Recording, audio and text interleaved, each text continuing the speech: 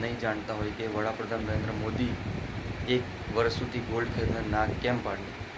તમને જાણીને નવાઈ લાગશે, ભારત 80 થી 85% ગોલ્ડ વિદેશમાંથી ખરીદીને લાવે છે. તમે 10 તોલા ગોલ્ડ ખરીદો છો તો તેમાંથી 8 તોલા ગોલ્ડ વિદેશમાંથી લાવવાનું હોય છે. 8 તોલા ગોલ્ડ વિદેશમાંથી લાવેલો હોય છે.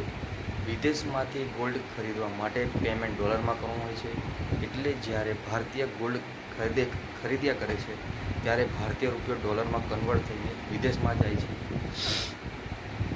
જેના કારણે ડોલરના સામે રૂપિયો સતત નબળો પડે છે.